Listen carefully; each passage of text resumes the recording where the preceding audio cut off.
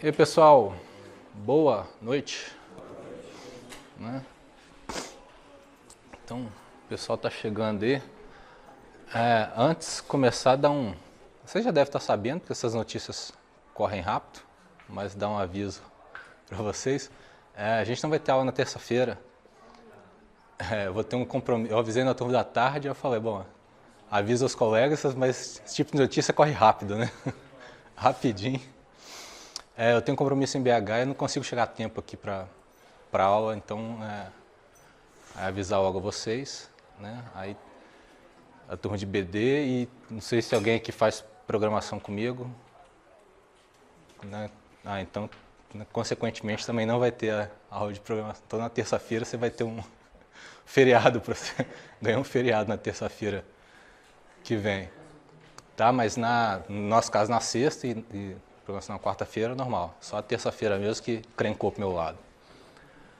Bom, depois eu vou deixar o aviso lá no PVAnet, mas vocês espalham a notícia.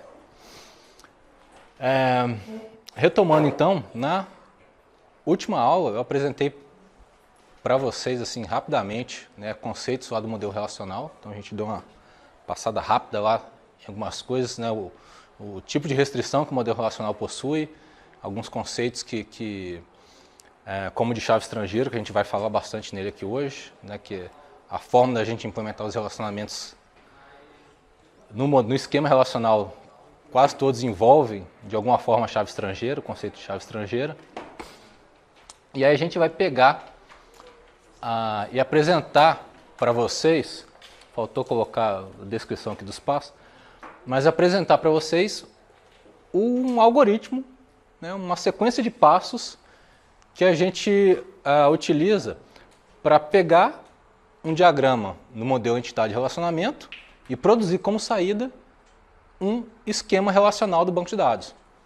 Né? Ou seja, a gente vai passar do nível conceitual para o nível lógico-físico do banco de dados. Né? Vai estar com o esquema dele praticamente pronto para ser implementado no SGBD. Então a gente vai criar o esqueleto para o banco de dados funcionar. Né, e depois, uma vez que ele está implementado no SGBD, né, ele nasce ali no SGBD, a partir daí é inserir dados e manipular os dados que vão sendo inseridos. Né, mas o esqueleto do banco de dados vai ter sido criado. Tá? Então é nesse ponto que a gente vai chegar na aula de hoje, né, no ponto do banco de dados estar pronto para ser implementado no SGBD. Ok. A gente vai usar, né, esse diagrama, velho conhecido, diagrama ER, como a nossa matéria-prima aí para fazer a modelagem. Então, você já conhece o diagrama, né? Um empregado que pode ter um supervisor, que também é um próprio empregado. O empregado trabalha em um departamento, o empregado pode gerenciar um departamento, o empregado trabalha em projetos, o departamento controla projetos e o empregado possui dependentes. Então a gente vai usar essa estrutura aqui, que tem vários elementos aqui que são... que a gente vai usar no processo da modelagem. Então, apesar... mais para frente aqui. Apesar que está falando 8 passos, são 9 passos. Tem que corrigir depois no slide. Então a gente vai pegar o R da empresa, né, o modelo entidade e relacionamento da empresa, e vamos produzir o esquema relacional equivalente a essa modelagem R. Bom, primeiro passo que a gente vai começar a fazer é simplesmente, a partir do nosso diagrama R, identificar quais são as entidades regulares, ou seja, as entidades que não são fracas, as entidades normais do meu diagrama de entidade e relacionamento, e para cada uma delas eu vou criar uma relação no meu esquema relacional, ou seja, eu vou criar uma tabela no meu esquema relacional equivalente a cada uma dessas entidades regulares. Então, cada entidade regular vira uma tabela. Os atributos que estão em cada entidade dessa eu também coloco já, né, como atributo nessa relação nova que eu estou criando, né, nessa tabela que eu estou criando. Então, todos os atributos simples eu já coloco nessa relação nova que está sendo criada para representar cada entidade. E nesse passo, apesar de estar falando só dos atributos simples, os atributos compostos a gente também já pode incluir, né, cada subparte dele, que é um atributo simples, né, então cada componente do atributo composto a gente também pode incluir já nessa tabela representando a entidade. Se a gente tiver, se alguma entidade dessa, na minha modelagem ER, tiver mais de uma possibilidade de chave, né, ou seja, eu tenho várias chaves candidatas à chave primária ali numa entidade, nesse ponto, na hora de passar ela para o relacional, eu já preciso eleger uma para ser a chave primária. Então, meu modelo ER, ele aceita que uma entidade tenha vários atributos marcados como atributo-chave. Quando eu vou passar isso para o relacional, agora eu tenho que escolher um. Então, apenas uma das, se por um acaso a entidade tiver várias chaves, apenas uma delas eu vou eleger para ser considerada a chave primária nessa relação, né, nessa tabela que eu estou criando. Okay? Qual que eu vou escolher? Aqueles critérios que eu passei para vocês. Né? Se tem mais de uma possibilidade, a gente opta por aquela que tem um tipo de dados mais simples. Né? Se o tipo de dados for equivalente entre elas, você opta por aquela que descreva melhor, né, que identifique melhor o significado ali, o que representa a entidade. Né? Dei até o exemplo para vocês no caso de aluno. Né? Aluno pode ter a matrícula e pode ter o CPF, os dois podem ser usados como chave. Mas para a entidade aluno, matrícula é uma coisa que identifica mais do que, né, pela semântica do que a entidade representa, matrícula é uma coisa mais forte para aluno do que o CPF é para aluno. Então faz mais sentido eu usar, né, mesmo se o tipo de dados for equivalente entre matrícula e CPF, eu opto por usar a matrícula porque o significado dela é mais forte para a entidade. Bom, então, no nosso diagrama a gente tem as entidades regulares, né, empregado, departamento e projeto, dependente fica de fora porque é uma entidade fraca, ela não tem chave própria. Então, seguindo ali o que está descrito no passo, para cada uma delas eu vou criar uma tabela, né, vai ser criada uma relação. Estou falando relação e estou falando tabela de forma intercambiável aqui, sinônimo. Tá? Então, se eu falar relação e tabela, mesma coisa. Eu fico trocando para vocês acostumarem a ouvir relação. Então, empregado, departamento e projeto, né, para cada uma delas eu vou criar uma tabela. Na tabela que está representando empregado, eu vou incluir todos os atributos que fazem parte de empregado, inclusive, né, a chave, e já identifico ela como chave. Para departamento a mesma coisa, incluo todos os atributos, menos esse aqui que a gente vai tratar depois. A gente vai incluir os atributos simples. Esse aqui é multivalorado, a gente deixa, vai ser tratado numa etapa posterior. E para projeto, também todos os atributos. No diagrama que eu vou mostrar aqui para vocês, eu troquei o nome de algumas para ficar mais próximo do português nosso aqui. Então, lá empregado estava como SSN, o diagrama do livro lá não traduziu, né? O SSN é o código, é como se fosse o CPF nos Estados Unidos. Então, eu botei o CPF nosso aqui para ficar mais próximo da gente. Então, ó, foi criada, né, uma relação para empregado, uma relação para projeto, uma relação para departamento. Incluiu os atributos de departamento, incluiu os atributos de projeto, incluiu os atributos de empregado.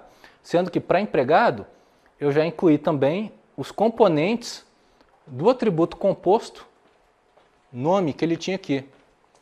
Né, ele é composto, mas cada uma das subpartes dele aqui é um atributo simples, então eu já peguei e já incluí eles aqui na relação que representa empregado.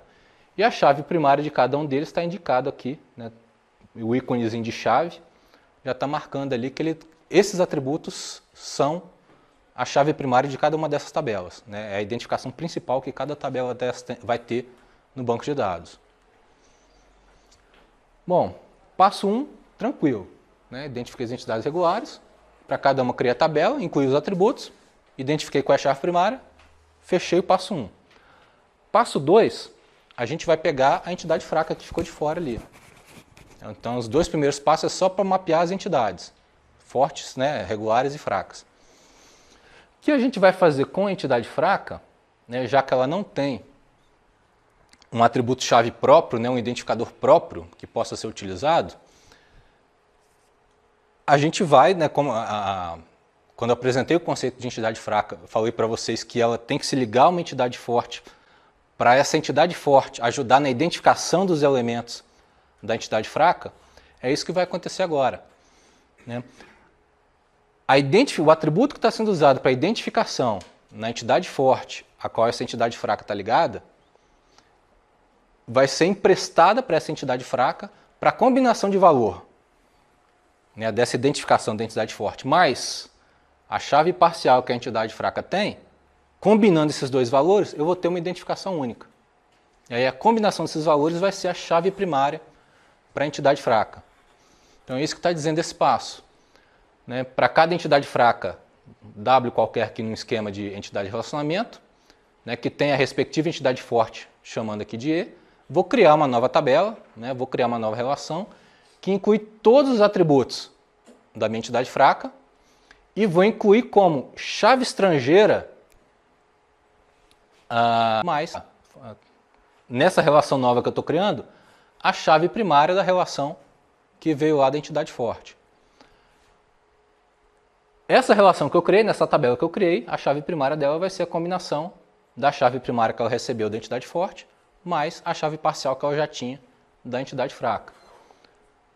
Então, eu tenho aqui a entidade fraca, dependente, eu tenho os atributos dela, nome, né, identificado com sublinhado pontilhado, é a chave parcial, e eu chego na entidade forte dela a partir do relacionamento identificador.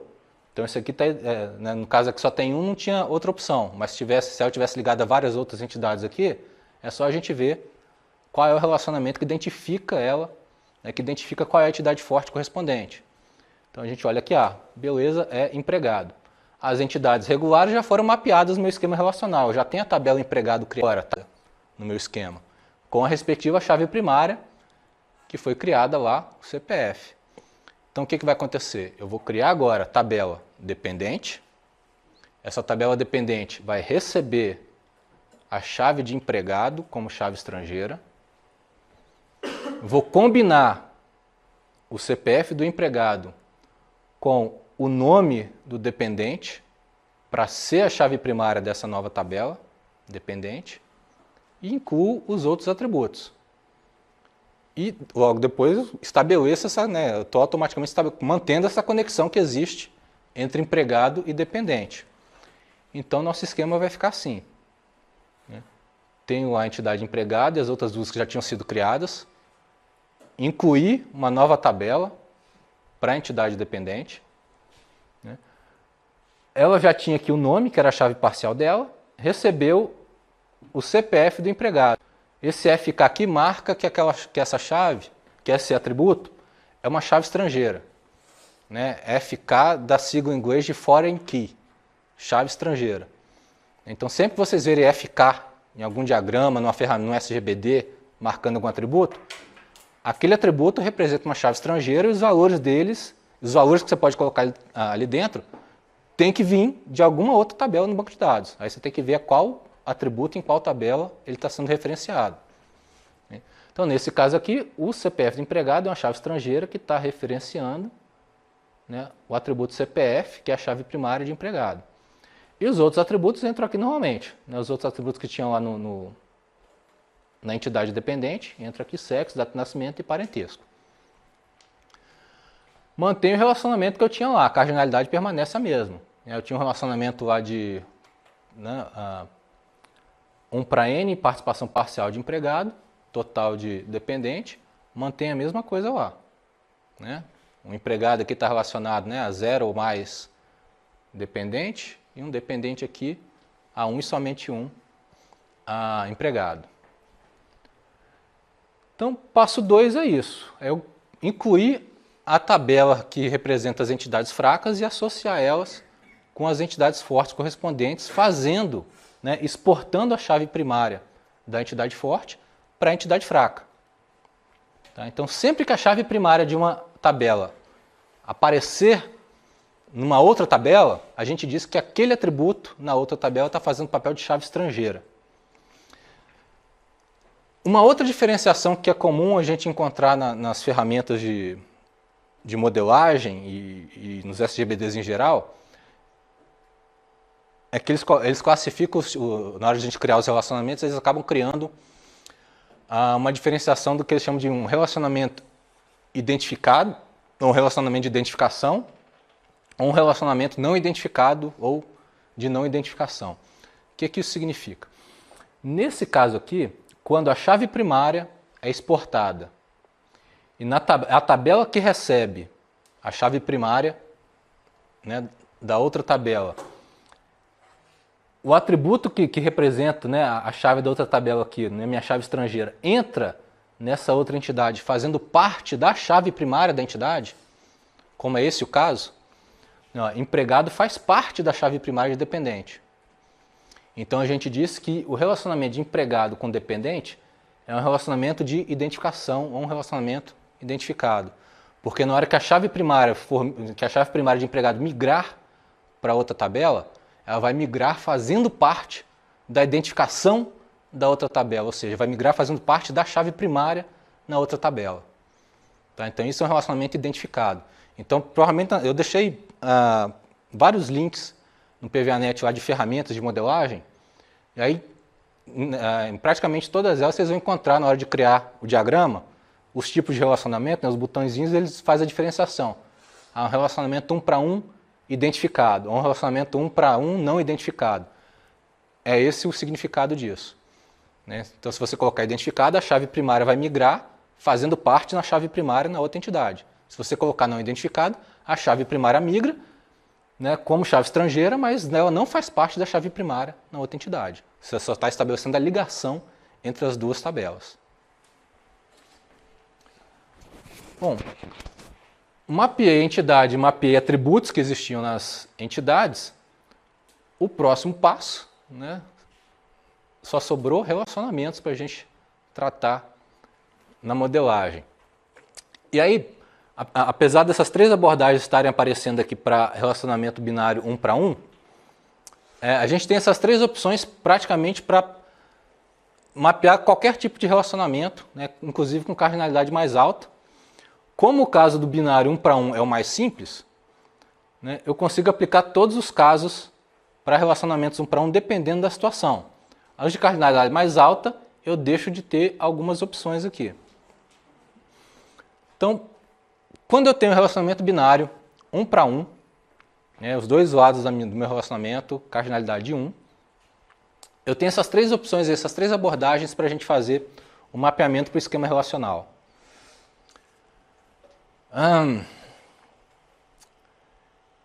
Se por um acaso, vou pegar o exemplo aqui, se por um acaso, como acontece aqui, ó, o meu relacionamento gerencia 1 para 1, de empregado para departamento, e departamento tem participação total.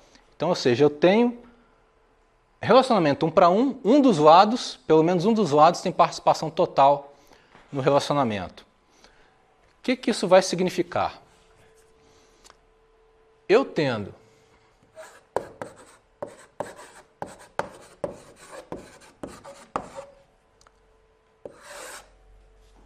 a minha relação empregado e eu tendo a minha relação departamento,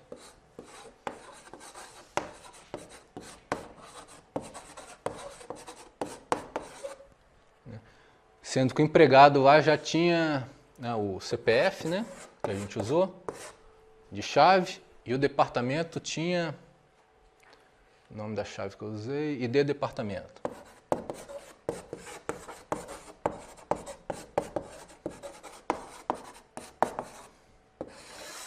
Como chave. E aí a gente tem um relacionamento 1 para 1 entre eles, sendo que departamento tem participação total ali. Uma das abordagens é a gente utilizar esse conceito de chave estrangeira e pegar a chave primária de uma das entidades e exportar para outra, para estabelecer ligação.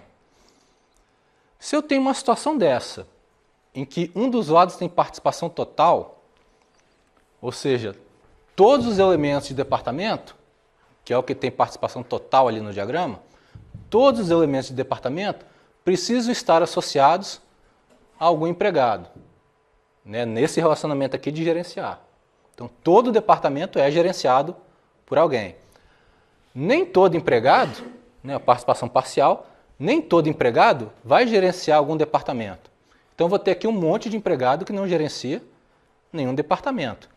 Aqui, todos os departamentos, eu preciso identificar qual é o funcionário que gerencia aquele departamento específico, né, o gerente daquele departamento. Então, se eu for usar o conceito de chave estrangeira para estabelecer ligação entre essas entidades, faz mais sentido eu exportar a chave de empregado para departamento ou de departamento para empregado?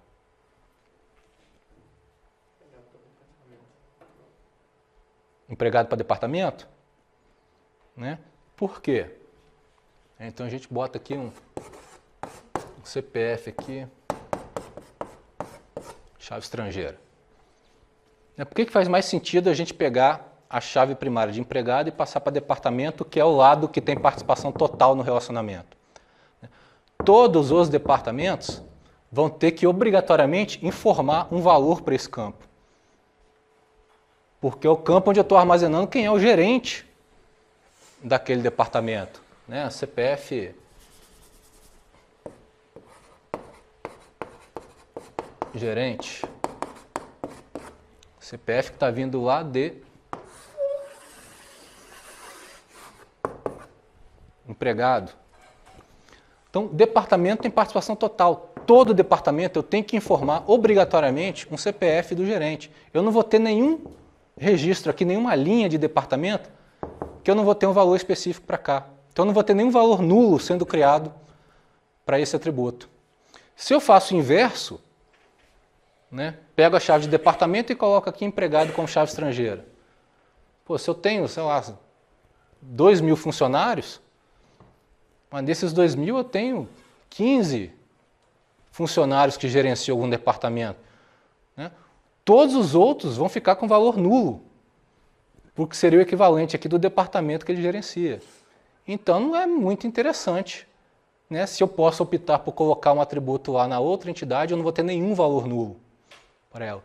Então sempre que a gente está fazendo o mapeamento do R para o relacional, em determinadas situações, a gente vai acabar optando por uma situação de que forma eu vou modelar isso aqui para minimizar a geração de valores nulos aqui no meu banco de dados resultante.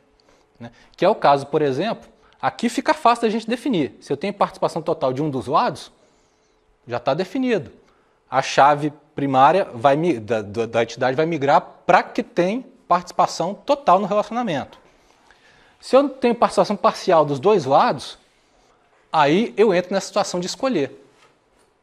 Né? Aí não tem regra para isso, vai depender das entidades que estão envolvidas no relacionamento, e aí você olha para uma, olha para outra, né, e fala, eu acho que essa entidade aqui, né, a possibilidade de eu ter valores nulos em relação à outra é maior. Então eu vou pegar a chave dessa aqui e vou jogar na outra. Então aí não tem regra, pode ser que você acerte ou não. Né, mas geralmente a gente consegue, né, pelo significado das entidades ali no diagrama, geralmente a gente consegue dar um chute certeiro nisso aí. Né?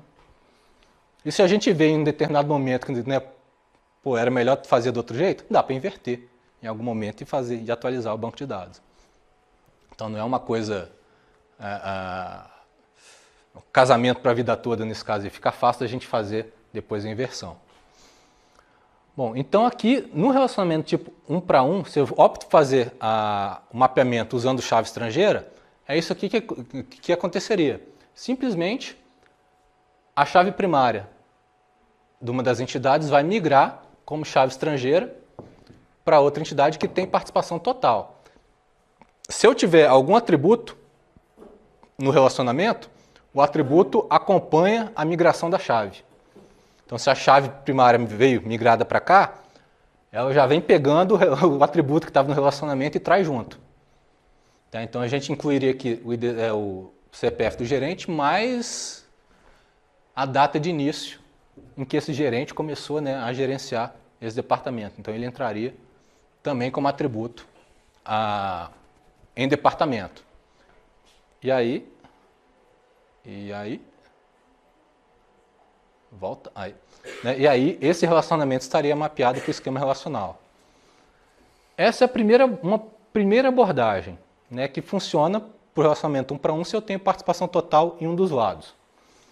Se eu tenho participação total nos dois lados do relacionamento, eu tenho a opção de, ao invés de ter duas tabelas separadas, se a participação total é dos dois lados, eu posso simplesmente juntar essas duas tabelas que estão nesse relacionamento com participação total 1 para 1 das duas entidades. Eu falo, se para cada elemento da primeira entidade, obrigatoriamente eu tenho que estar associado a um e somente um na outra. E na segunda entidade eu também tenho que estar associado a um e somente um na outra, obrigatoriamente, colo uma na outra, faço uma tabelona. Vou ter uma tabela única com todos os atributos, né, das duas entidades. Aí cada entidade teria a sua própria chave primária. Eu vou entrar na situação de ter o quê? Uma tabelona com duas chaves candidatas. E aí eu escolho uma delas para continuar sendo a chave primária. Então essa é a segunda abordagem. Eu crio uma tabela unificada, crio uma relação unificada. Se o relacionamento for 1 para 1 e as duas entidades tiverem participação total. Aí a gente pode usar essa abordagem aqui. Tá? Se fosse essa situação, empregado e departamento, eu unificar as duas, minha tabela empregado sumiria, minha tabela departamento sumiria e daria lugar a uma nova tabela, chamar de empregado departamento aqui, que aí a gente sairia incluindo todos os atributos de empregado, CPF, botar nome aqui, entendam como aqueles três atributos lá de nome. Nome, mas que tá ruim de enxergar. Sexo, endereço, salário. Endereço. Salário. E aí continuaria no departamento. Uma tabela única para todas elas. O departamento tem mais o que lá? O nome do departamento. Tem o código, o ID do departamento.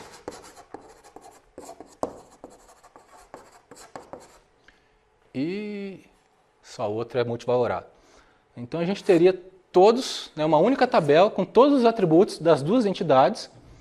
E aí eu escolho alguém, uma das duas chaves anteriores para ser a chave primária. E aí eu tenho um único tabelão e as outras duas caem fora. Então essa seria uma opção se fosse participação total dos dois lados. A gente modelaria dessa forma. E a terceira opção é a gente usar o que a gente chama de uma tabela de referência cruzada, ou uma tabela de ligação, ou uma tabela de associação. Tá tudo sinônimo para a gente. Que é o quê? E essa é uma opção que vai ser usada, é a única opção que a gente tem, por exemplo, para relacionamentos de cardinalidade maior, no caso de N para M. O que acontece é, para eu fazer uma tabela de referência cruzada, o relacionamento, o próprio relacionamento vai virar uma nova tabela. Então eu tenho a tabela que representa a primeira entidade, tenho a tabela que representa a segunda entidade, vou criar uma terceira tabela para representar o relacionamento. Como é que vai ser a composição dessa nova tabela? Ela vai receber a chave primária da primeira entidade, vai receber a chave primária da segunda entidade. A combinação dessas duas chaves primárias que ela recebeu vai ser a chave primária dessa nova tabela que eu criei. E os atributos que fizerem parte do relacionamento são incluídos nessa nova tabela. Então a tabela de ligação recebe dois relacionamentos identificados, relacionamentos de identificação das duas entidades. Então a chave primária vem fazendo parte da chave primária dessa tabela de associação, dessa tabela de referência cruzada, e os atributos que fizerem parte do relacionamento entram junto também nessa tabela de ligação. A gente vai ver, o gráfico a gente vai ver quando estiver no cardinalidade de N para M. Tá, então esse aqui, então aqui a gente tem o resultado do passo 3 aqui, só o mapeamento do relacionamento de cardinalidade 1 para 1. Então o que aconteceu aí? O que a gente tem de diferente em relação a esse aqui? Tem pelo menos uma linha de diferença ali. A gente tem agora o relacionamento entre departamento e empregado, aquele papel para gerenciar, cardinalidade 1 para 1. E, como a gente discutiu aqui, departamento que tinha participação total recebeu a chave primária de empregado. Então a chave primária de empregado está aqui, o FK aqui de chave estrangeira marcado, e ele também recebeu a data de início, que era o atributo que estava no relacionamento. Então a chave primária de empregado veio, migrou para departamento e pegou e já carregou os atributos que estavam no relacionamento junto. Então vai tudo junto para a entidade que está recebendo a chave primária. Então aqui agora, para cada departamento, a gente identifica quem é o empregado que gerencia aquele departamento e em que data que ele começou a gerenciar o departamento. Está armazenado, né, para cada registro de departamento. As cardinalidades aqui, elas permanecem as mesmas, tá, do diagrama ER. Né, tá, ele está só na anotação min-max.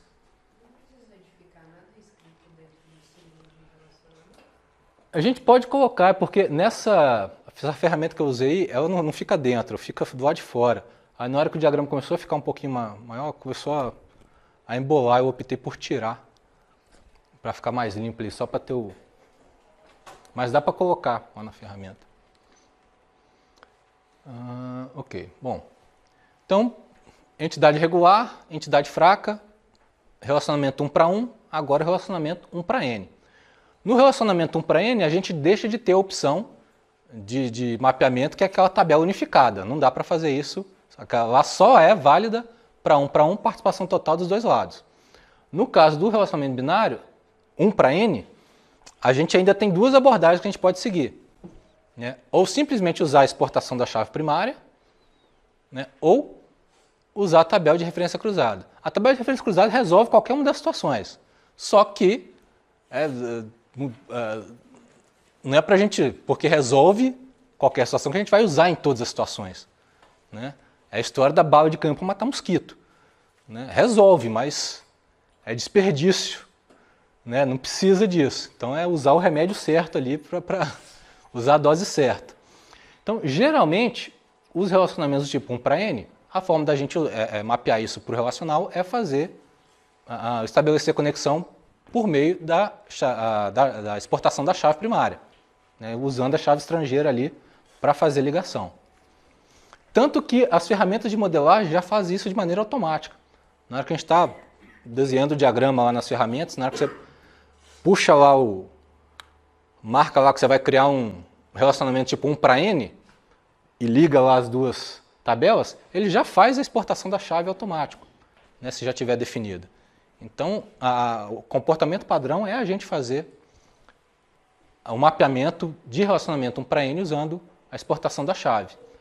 Então, simplesmente o que a gente vai fazer é pegar a chave primária de uma e migrar para outra. Aí, de novo, a pergunta. O que faz sentido aqui? Quem é que vai migrar, exportar para quem? O lado 1 ou o lado N que vai exportar a chave para outra?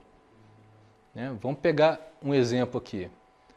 Eu tenho departamento controla projeto.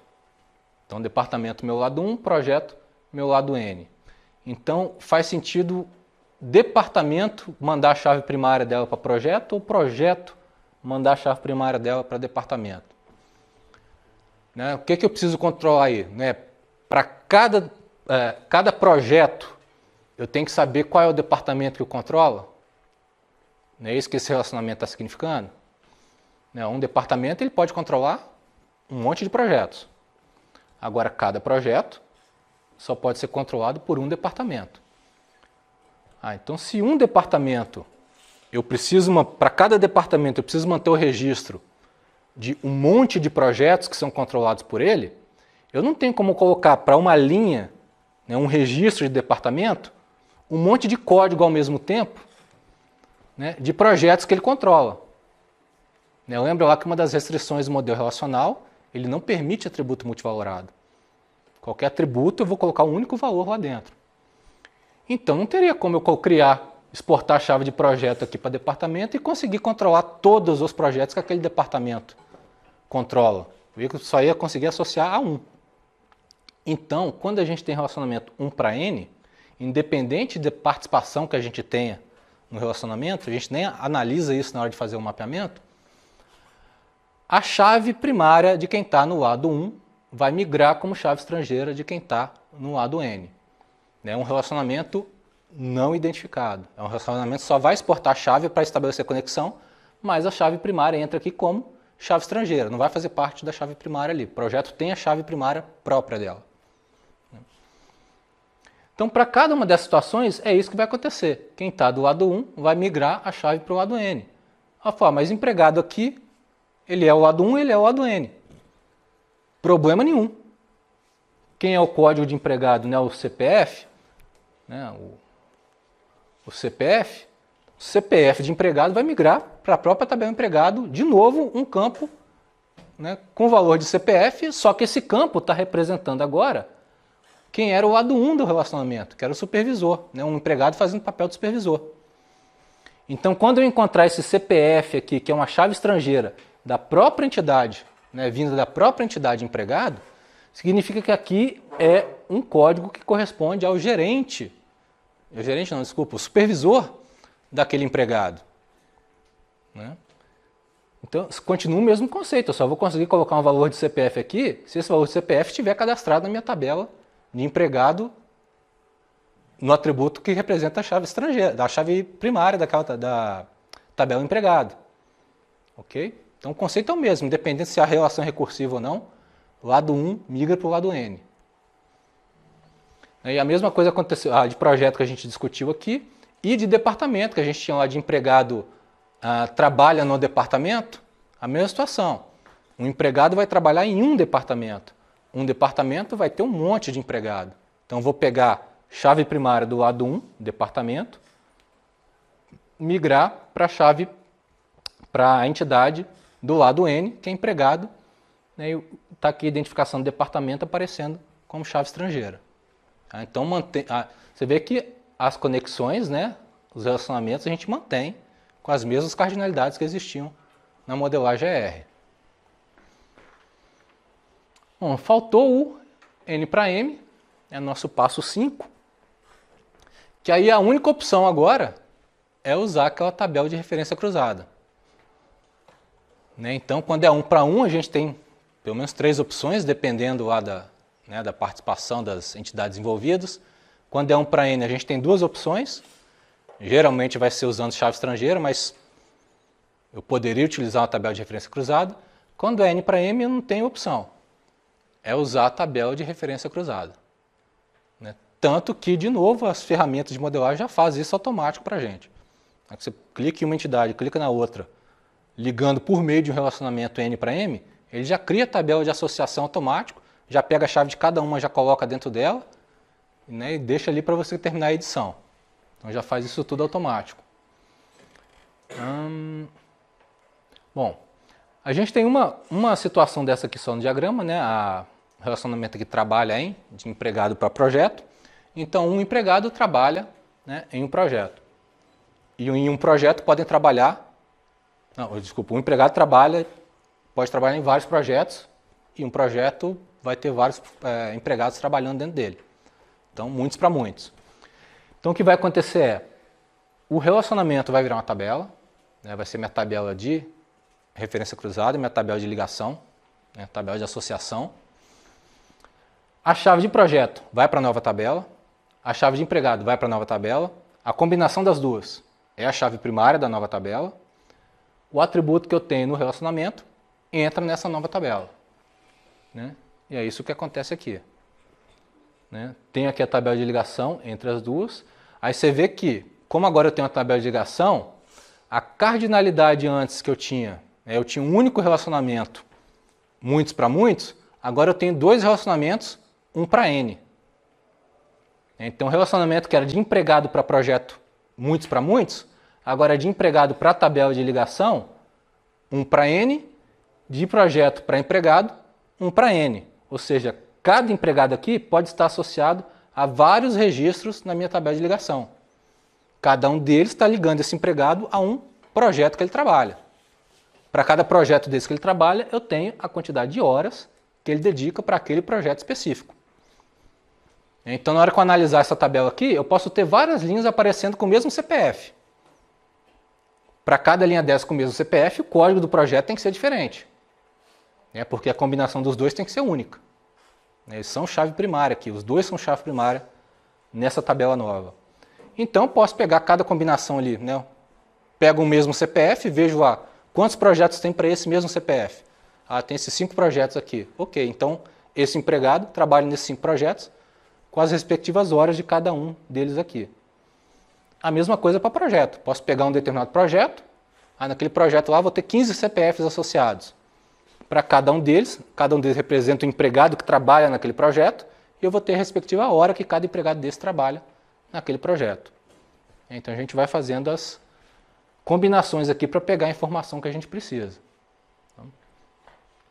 Então o relacionamento que era M para N dá lugar a 2 relacionamentos tipo 1 para N das entidades originais com, né, o lado N sendo a entidade, a tabela que representa aqui o relacionamento muitos para muitos, né, a minha tabela de referência cruzada.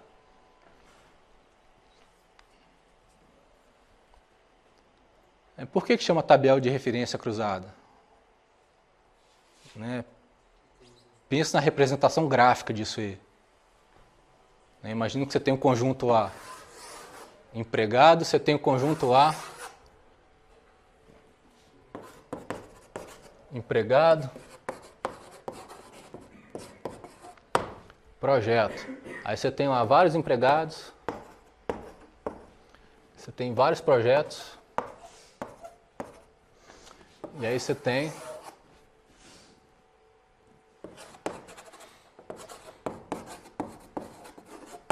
a tabela de ligação aqui no meio. Porque a gente tem que um mesmo empregado pode estar associado nesse cara aqui, pode estar associado, né, que pode estar associado aqui, aqui. As linhas aqui, elas começam, se a gente fosse fazer ligação direta, o negócio ia fazer um emaranhado aqui, porque de cada um desses aqui, eu posso chegar em vários do outro lado. E de cada um desses aqui, eu também posso chegar em vários aqui. Então, assim, aqui você começa a fazer, né, cruzamento de várias informações aí. É como se tivesse assim, todos os registros listados das duas entidades, né, se fosse fazer ligação de uma com outra, né, você começa a fazer cruzamentos, um monte de cruzamentos ali no meio, uma quantidade que você não teria nas outras cardinalidades. Então, por isso faz referência cruzada. Eu estou pegando essas informações e cruzando entre as duas entidades. Bom, então pegamos a entidade regular, entidade fraca, mapeamos aí relacionamento 1 para 1, 1 para N e N para M. Chegamos aqui no passo 5. O passo 6 seria pegar os atributos multivalorados, que foi o elemento que ficou faltando lá no nosso diagrama, né, que a gente não mexeu nele até agora. O que vai acontecer com um atributo multivalorado?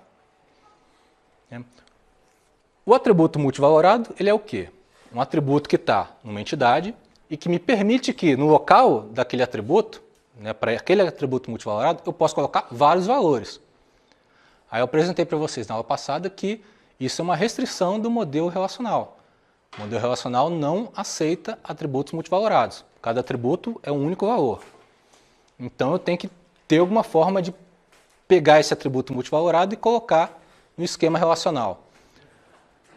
Então, se eu tenho uma entidade e para um elemento dessa entidade, eu tenho que ser possível associar várias coisas para um mesmo registro. Isso parece com que tipo de relacionamento? É 1 para 1? Não é, né? É 1 para N. Ou seja, cada registro que eu tenho da entidade, eu posso ter vários valores do atributo multivalorado associado a ele. Então, tem a cara de um relacionamento 1 para N. Então, é meio que isso que acontece na hora da gente fazer o mapeamento, né? O atributo multivalorado, ele vai ser criada uma tabela para representar, né, para colocar os valores desse atributo multivalorado, só que ele é interpretado como se fosse uma entidade fraca. Porque o que ele tem é só o valor que você vai colocar lá dentro. No caso do nosso exemplo aqui, o atributo multivalorado se chama localizações, o que vai ter ali dentro são nomes de lugares, né? Possivelmente identificação de lugar. Então, assim, isso aí pode não ser exatamente esses nomes que eu estou colocando ali podem não ser únicos. Sei lá, se eu tenho um monte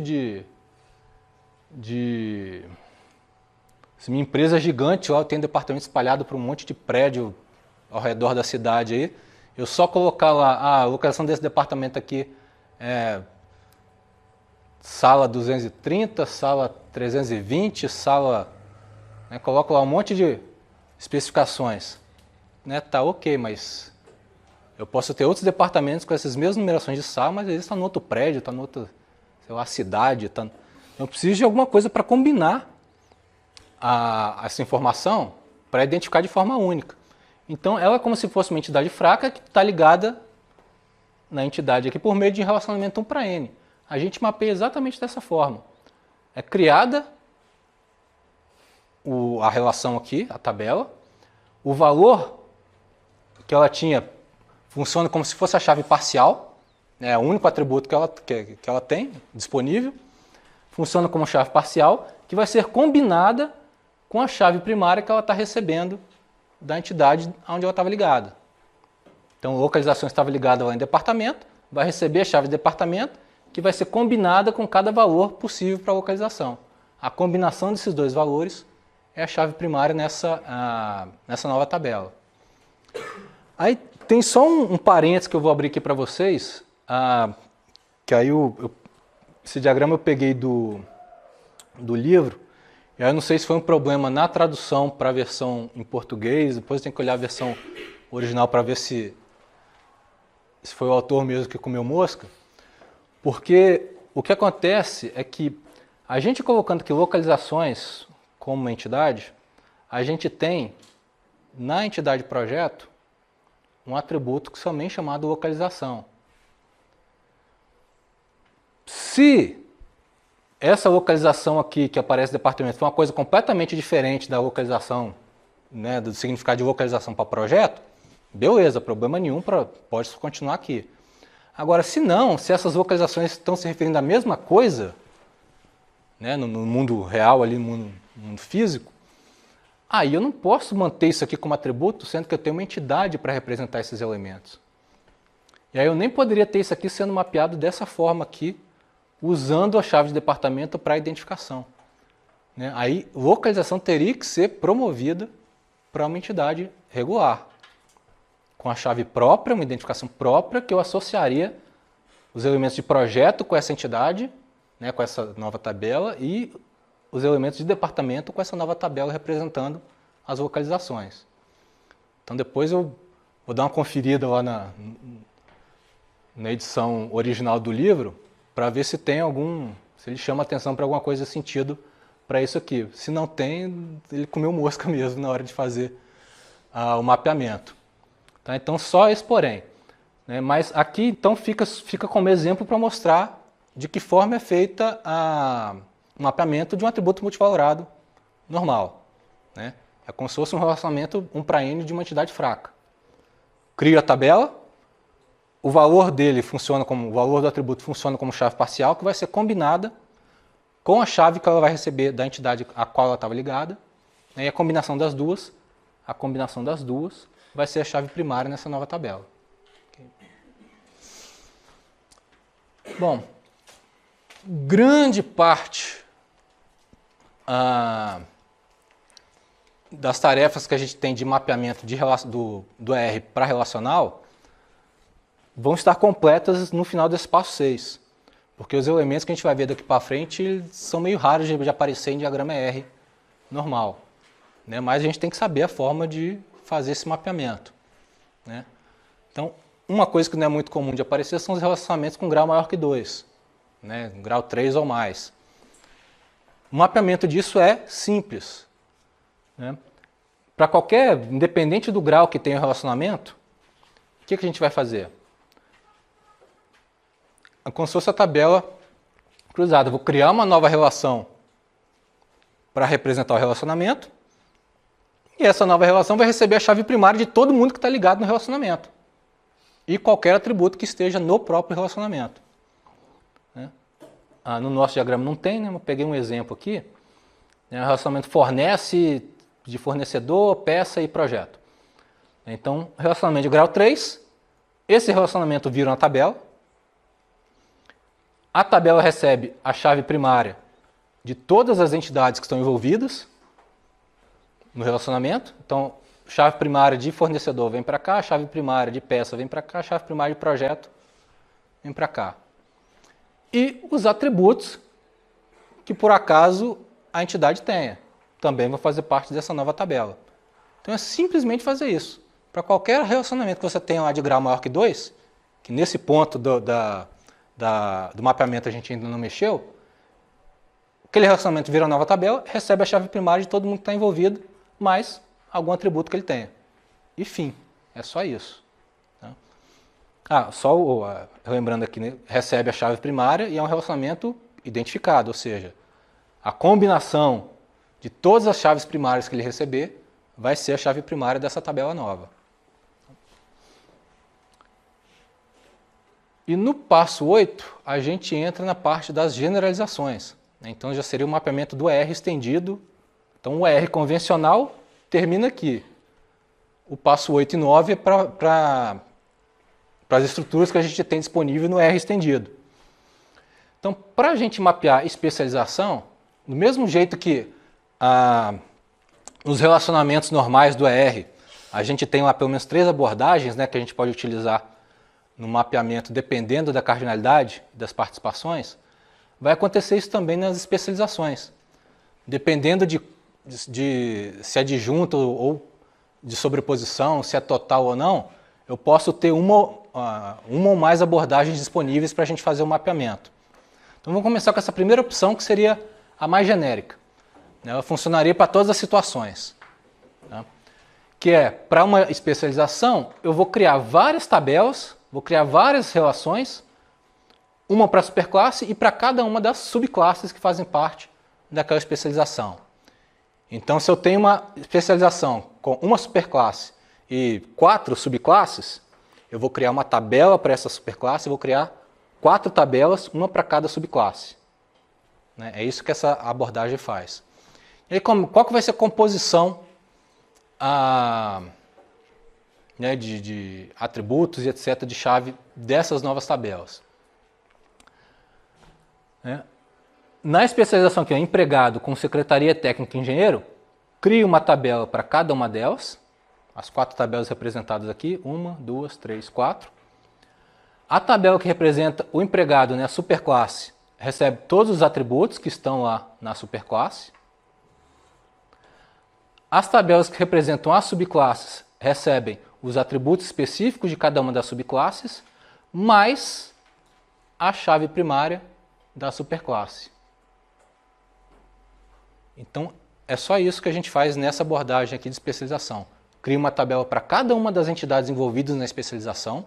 A superclasse, a tabela que representa a superclasse, mantém todos os atributos e a chave primária, e as tabelas que representam as subclasses mantêm os seus atributos específicos e recebe a chave primária da superclasse, e essa chave primária vai ser a identificação das tabelas que representam a subclasse. Então, na hora que eu precisar pegar, por exemplo, eu quero saber, né, para um engenheiro específico aqui, qual o tipo de engenheiro que ele é. Eu vou ter que fazer o quê?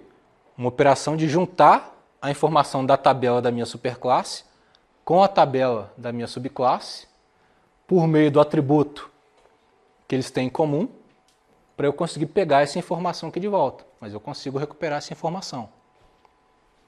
Então, eu não vou poder consultar só a superclasse, eu vou ter que consultar as subclasses específicas ali para pegar alguma informação que é específica da subclasse. Se eu quero uma informação geral, está tudo na superclasse.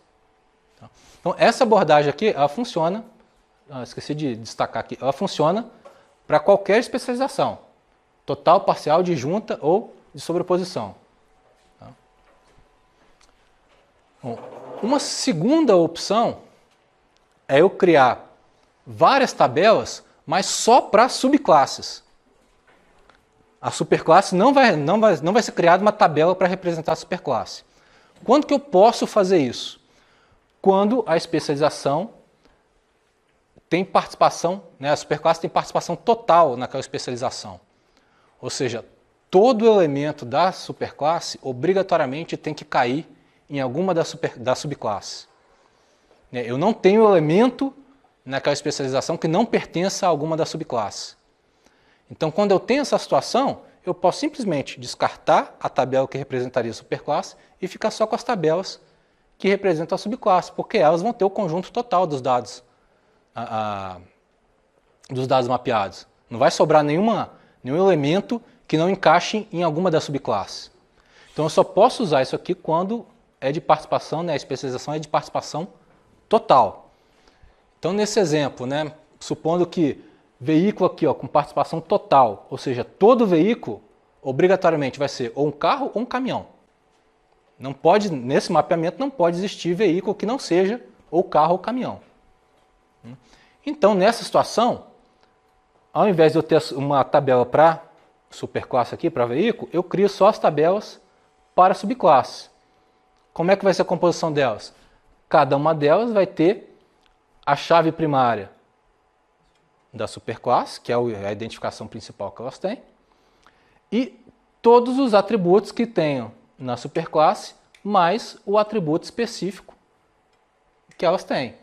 Então, no caso aqui, o carro, vem aqui o ID veículo, preço e número de licença, que é da superclasse, mais velocidade, mais número de passageiro, que era específico dela. Caminhão, vem as mesmas três primeiras aqui da superclasse, mais número de eixo, que era só específica de caminhão, mais capacidade, que também era só específica de caminhão. Então, como aqui eu tenho certeza que todo veículo tem que encaixar em uma dessas duas, eu crio só a subclasse, a tabela correspondente só à subclasse. Coloco todos os atributos nela, né, distribuídos dessa forma, e aí eu consigo colocar, armazenar todos os elementos que eu preciso só com a subclasse. Tá? Então, só tomar o cuidado que para isso eu tenho que ter participação total, senão não funciona. Se eu tiver elemento que não vai ser nem carro nem caminhão, eu preciso de um lugar para armazenar esses caras, né, que seria a entidade, a tabela que representa a superclasse. Bom, uma outra opção é quando a gente, ao invés de sair criando tabelas diferentes para as superclasses e subclasses, a gente vai criar uma tabelona só para armazenar tudo. Né, toda a estrutura da especialização, superclasse e subclasse. Aí, para fazer isso, a gente tem uma primeira situação que é usar o que a gente chama de um atributo discriminativo, ou um atributo tipo. Né? Porque geralmente acaba ficando com esse nome. Aí esse atributo aqui é o tipo da função, do cargo, ou qualquer coisa, né, que descreve a especialização a qual cada elemento que eu tenho na tabela pertence. Então, quando eu tenho um atributo desse tipo, para marcar, que eu consigo identificar no valor do atributo a qual subclasse ela pertence, a gente cai numa situação dessa aqui. Então, eu crio, né, nessa situação aqui, ó, empregado, secretaria, técnico e engenheiro. Nessa abordagem eu estou usando só uma única tabela para pegar toda essa estrutura, toda a estrutura da especialização. Então, vem aqui, ó, o que está em amarelo aqui destacado, né, são os atributos que estão vindo da superclasse. Depois você tem os atributos específicos aqui de cada subclasse. E além deles, no caso aqui a gente já tinha um atributo para ser usado de discriminativo, né, esse tipo de trabalho, na especialização está dizendo aqui, ó, se o tipo de trabalho for igual à secretaria, o elemento pertence à subclasse secretaria. Se for igual a técnico, pertence à subclasse técnico. Se for igual a engenheiro, pertence à subclasse engenheiro. Então eu tenho aqui, nesse atributo, funcionando como um atributo discriminativo. Então eu estou jogando todo mundo na mesma tabela e analiso o valor desse atributo tipo trabalho para saber a qual subclasse cada elemento desse pertence. Uma desvantagem nessa abordagem é que, como a gente está combinando todo mundo numa tabela só, acaba que para várias tuplas, né, para vários registros aqui, eu vou ter valores nulos aparecendo nesses atributos que são específicos de cada uma das subclasses. Né? Porque os registros que representam um tipo trabalho aqui engenheiro, eles não vão ter valor para integral e não vão ter valor para velocidade de digitação. Então vão ficar lá com valores nulos. A mesma coisa lá, um registro que representa, né, alguém da secretaria, também não vai ter, né, um atributo, algum valor para colocar no atributo tipo engenheiro. Então essa opção de colocar tudo como uma tabela só, acaba gerando, pode gerar uma quantidade razoável ali de valores nulos nessa tabela. Mas, dependendo da situação, pode ser uma opção da gente fazer o mapeamento, colocar tudo numa tabela só. Às vezes é um problema simples, a quantidade de registros não vai ser muito grande, você bota tudo numa tabela só e seja feliz. Não vai ter problema de desempenho, nada, e resolve o problema. O último passo aqui desse mapeamento de especialização é também utilizar, né, uma variação dessa abordagem aí de tabela única. É também colocar tudo numa tabelona, juntar tudo numa tabela só que ao invés de ter só um atributo servindo como, né, discriminativo ali para identificar a qual subclasse um elemento pertence, eu vou ter um atributo para cada uma das possíveis subclasses. Aí geralmente esse atributo acaba sendo do tipo booleano, né, verdadeiro ou falso. Se for verdadeiro, aquele registro pertence àquela subclasse. Se for falso, não pertence. O que está mudando em relação à abordagem anterior é que, na abordagem anterior, eu preciso, para isso aqui funcionar, eu tenho um atributo discriminativo, eu preciso que a minha especialização seja disjunta. Se algum elemento aqui, né, se for uma especialização de sobreposição, onde o elemento pode pertencer ao mesmo tempo a mais de uma subclasse, aí eu uso essa opção se eu quiser mapear isso como um relacionamento único. Né? Para cada subclasse, eu crio um atributozinho para fazer uma marcação se o registro pertence ou não àquela subclasse. A gente acaba chamando com um atributo flag, né, uma marcazinha que a gente tem ali. Como eu falei, geralmente um valor verdadeiro ou falso, ou 0 e 1, um valor simples. Que se eu chego aqui e isso aqui está representando pertencimento à subclasse peça fabricada, se um registro tem um valor verdadeiro aqui, ele pertence a essa subclasse. Mas se ele tem um valor verdadeiro aqui para outro flag, que representa outra subclasse, ele também pertence a essa subclasse. E isso pode acontecer porque isso é uma especialização de sobreposição. Então os elementos podem pertencer ao mesmo tempo a mais de uma dessas subclasses. Então quando a gente tem essa situação de sobreposição e quer mapear isso para um relacionamento único, né, para uma relação única, uma tabela única, a gente usa vários atributos. Cada um, se eu tiver 10 subclasses, eu vou ter 10 atributos, flag ali, uma para cada subclasse, para indicar pertencimento ou não ali a cada uma dessas subclasses. Então, cada elemento que eu tenho pode pertencer a qualquer combinação, né, dessas subclasses que existem aí na especialização. Bom, tem um caso que é o de subclasse compartilhada, que aí é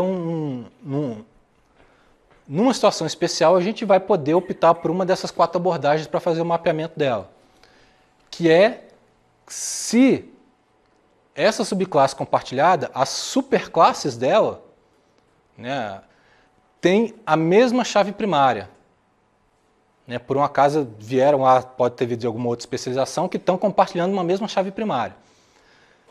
Se existir essa condição, né, das superclasses de uma subclasse compartilhada, todas tiverem a mesma chave primária, aí a gente pode usar uma das abordagens desse passo 8 para fazer o mapeamento.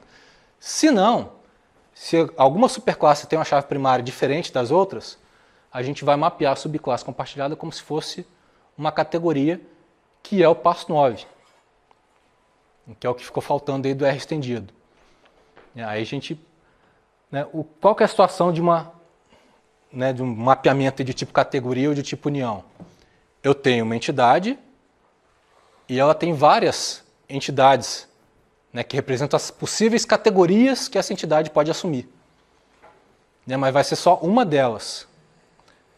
E aí, obviamente, elas são diferentes e têm chaves primárias diferentes. Opa, que bravo. Então, um exemplo aqui.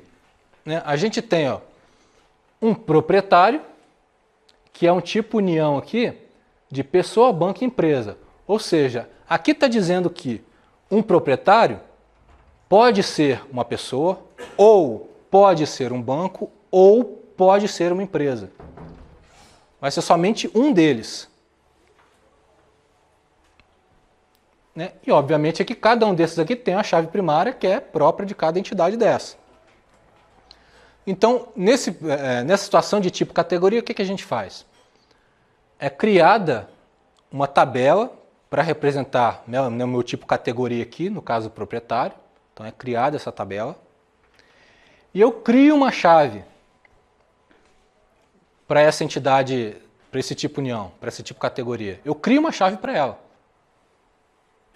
Chave que vocês quiserem. Geralmente, coloco o inteiro lá com contador. Cada proprietário que entrar lá vai aumentando uma unidade. Então, pronto, é uma chave, nunca vai se repetir. Tipo inteiro, ótimo para fazer indexação. Pronto, está criada a chave. A gente dá o nome para ela de chave substituta.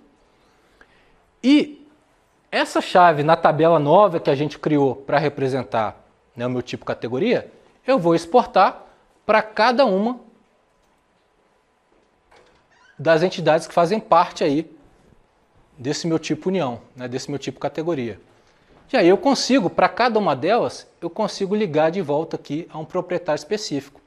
Então aqui nessa tabela eu estou guardando todos os proprietários. Então eu tenho um local único aqui para pesquisar todos os proprietários.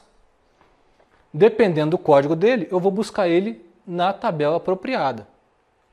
Esse cara aqui representa o quê? É uma pessoa, é um banco, empresa? Eu vou lá na tabela de pessoa, banco, empresa e acho quem é esse sujeito. Então aqui cada proprietário vai ser ou uma empresa, ou um banco, ou uma pessoa. Então está mapeado aqui no meu tipo categoria. Bom, a gente parou nesse mapeamento aqui da empresa, a gente parou lá no passo 6, que foi a parte do atributo multivalorado. Aqui eu voltei com os nomezinhos dos relacionamentos que você perguntou mais no início da aula. Então aqui já dei uma posicionada neles para não ficar tapando outras coisas, então já deu para ver. Então aqui seria a modelagem completa daquele esquema UR empresa. Agora a gente saiu do nível conceitual e caiu no nível lógico, que esse nível lógico pode ser rapidamente transitado aqui para um nível que a gente chama de lógico físico, que é já colocar as informações de atributos, do tipo de dado de cada atributo, para que agora eu já consiga gerar um esquema que possa ser implementado no SGBD. Então, se eu tenho o tipo de dado já especificado certinho, então eu estou aqui no meu nível lógico-físico. Eu já consigo transitar tanto para o nível, trabalhar no nível lógico, mas eu também consigo pegar isso aqui e gerar o esqueleto para ser implementado no meu SGBD e começar a trabalhar no banco de dados. Então vai criar lá todo o esqueletinho e o banco de dados vai estar pronto para ser utilizado.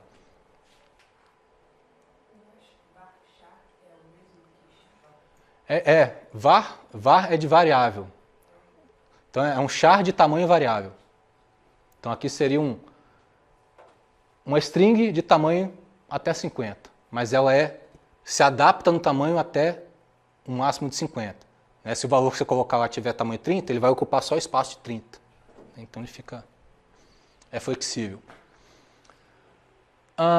E aqui, como a gente usei a ferramenta para fazer o mapeamento, na ferramenta lá você tem o suporte para usar várias notações. Então você clica um botãozinho lá e ele troca a notação que está sendo utilizada no diagrama. Esse aqui é que eu comentei para vocês, que é pé de corvo, pé de galinha, crow's foot. Geralmente aparece o nome em inglês nas ferramentas. Então ele simplesmente ele muda só um pouquinho a forma de interpretar em relação ao que a gente conhece.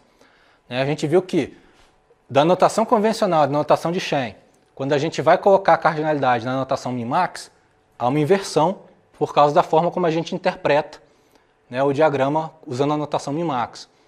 Aí no pé de corvo, a gente inverte de novo em relação ao min-max.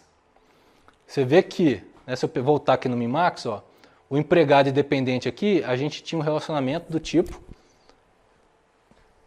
né, dependente tinha participação total, né, então o dependente só está ligado a um e somente um empregado, e o empregado pode estar ligado a vários dependentes, mas pode ser que não esteja ligado a nenhum, né, tinha participação parcial.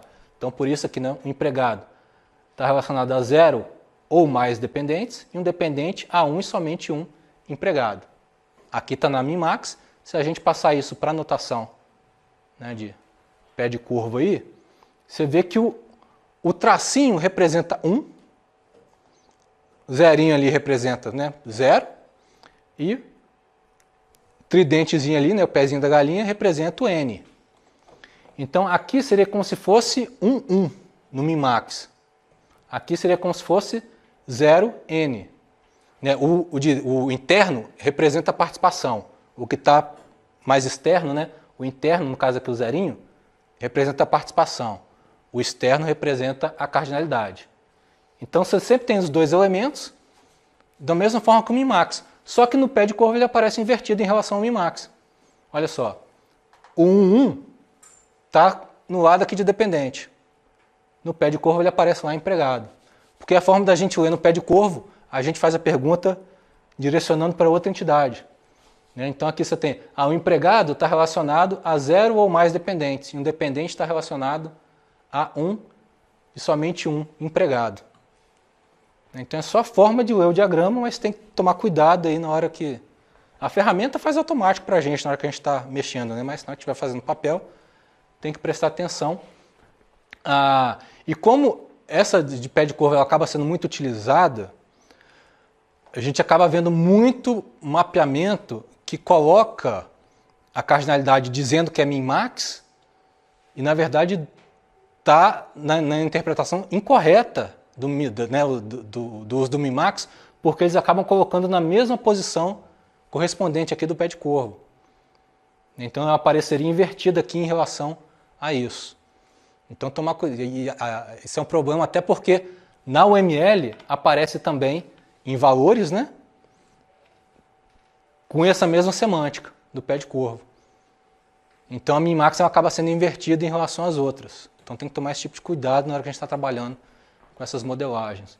E até às vezes você pega questões de concurso, não sei o que, e fala min-max, você olha lá e fala, pera aí, está invertido o negócio aqui. Então você até pega questões desse tipo que o pessoal elabora e faz a interpretação de forma incorreta. A interpretação clássica min-max é dessa forma que eu passei para vocês.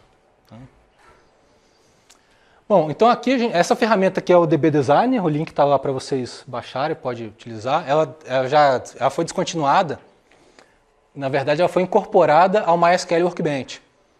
Então quem já mexeu no MySQL Workbench, na parte lá de modelagem, que a parte de modelagem lá era o DB Designer.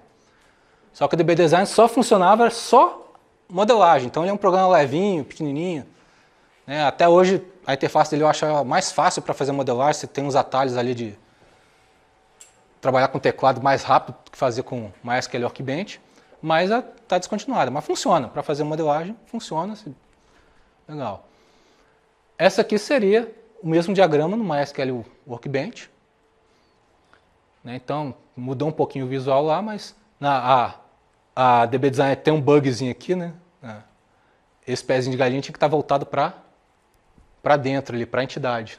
Né? Então no recursivo ali, ele jogou para fora ali, não teve jeito de arrumar isso aqui. Tentei mexer lá, não teve jeito de arrumar. Mas aí pelo jeito corrigiram, né, no Workbench. Então está corrigido lá agora, né, representa aqui certinho. E tem essa outra ferramenta aqui chamada, eu chamo de ERWin.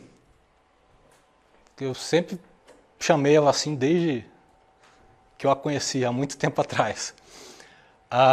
Mas o pessoal da língua inglesa acaba chamando ela de Irving. E o pessoal no português ou vai no ERWin, eu já falo de é ruim mesmo, assim, é ruim. O é ruim, e vai dessa forma. Ela é uma ferramenta paga, né? e muito bem paga, mas ela tem um programa lá, o link que eu deixei para vocês lá, já cai até dentro desse programa lá, que é a licença acadêmica. Então você manda, preenche um formuláriozinho rápido, coisinha rápida lá, nada burocrático, manda lá, requisitando uma licença acadêmica para usar. Mas eu fiz o teste, mandei, não demorou um dia, já me retornaram com a chave de licença, e você baixa e utiliza normal. É uma versão não completa, né, porque ela não vem com suporte a todos os bancos de dados possíveis que a versão profissional tem, mas é mais completa do que as outras que a gente tem disponível ali. Então isso por um lado é bom, por outro lado é ruim, porque como ela tem muito recurso, a interface dela é um pouco poluída. Assim, é muita coisa que tem lá para você começar, até você aprender, né, o jeitão lá de usar e entender todos os recursos, demora um tempo. Mas a vantagem dela é que ela não está amarrada no SGBD específico. O DB Design e o MySQL Workbench estão amarrados no MySQL. Então você só vai gerar esquema para bancos de dados em MySQL. O RWin ele tem suporte a vários SGBDs diferentes. A versão profissional, praticamente todos os que tem no mercado aí, você cria modelagem, você fala, eu quero para o SQL Server. Ele vai gerar o esquema para o SQL Server. Eu quero para o Postgre. Vai gerar o esquema para você criar o banco de dados no Postgre. Então tem essa facilidade de não estar amarrado no SGBD específico.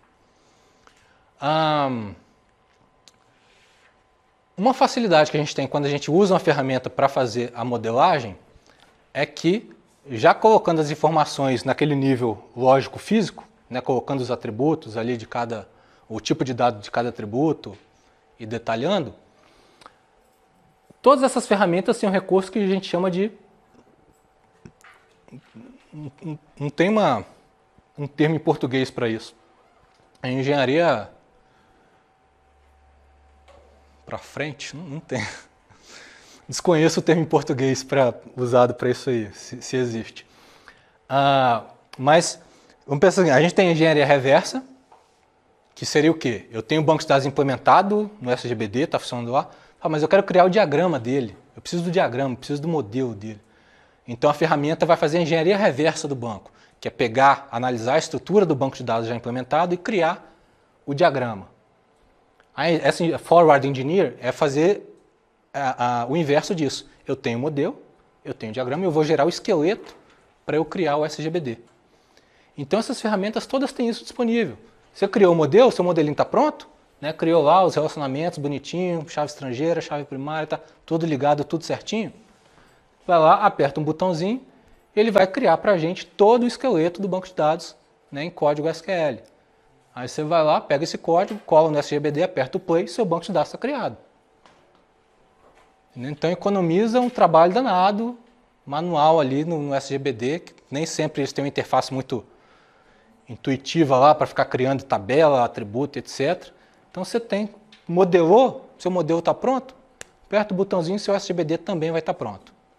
Então implementa lá e a partir daí o SGBD está funcionando, o banco de dados está funcionando no SGBD, você vai começar a colocar dados lá dentro. Aí a gente parte para a próxima etapa, que seria só manipulação desse banco de dados. Então essas, não preocupa em entender essa sintaxe aqui agora, é a sintaxe para a criação de coisas no SQL, que é a parte de definição de dados da SQL, que a gente chama de DDL, Data Definition Language, um subconjunto da SQL para a gente criar esse esqueleto do banco de dados. Então tem as sintaxes específicas aqui que não é difícil de aprender, não são tantos comandos para criação de tabelas, atributos, relacionamentos, etc., fazer tudo certinho.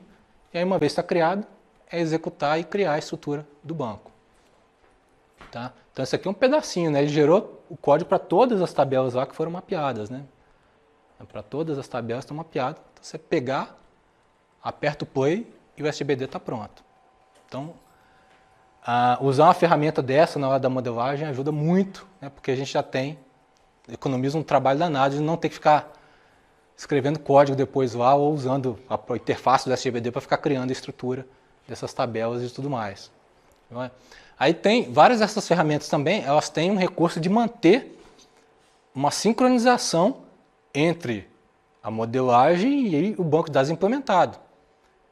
que é se você modificar alguma coisa no modelo, né, ele propaga essa atualização para o SGBD e o inverso. Se modificar alguma coisa no SGBD, ele atualiza o seu diagrama. Então você mantém ali num lugar, se estiver sincronizado, você mantém, né, o seu diagrama ali, a descrição do seu banco, de maneira visual ali, sempre à mão, sempre atualizada. E na hora que a gente chegar na parte de SQL, de consulta, vocês vão ver que ter o diagrama ali na frente ajuda pra caramba na hora de escrever as consultas, né? Ajuda muito. Então isso é interessante a gente manter, né, ter isso disponível em algum lugar para a gente utilizar. Beleza, hoje é isso, né? Só essa parte aqui desse algoritmo aí de mapeamento, né? Eu sei que foi uma quantidade razoável de informação, né? Mas a gente vai praticar bastante isso aí. Então, provavelmente eu devo deixar um exercício para vocês no PVAnet, deixar um ER lá para vocês tentarem fazer esse mapeamento. E aí, reforçando aí, se alguém chegou depois, na terça-feira a gente não vai ter aula, né? Então, na sexta-feira a gente pega esse exercício que eu vou deixar lá e a gente resolve aqui em sala, vê onde é que teve dúvida no negócio, alguma coisa, né? E tocamos a partir daí. Joia? Então, bom fim de semana, boa festa para quem está animado ainda de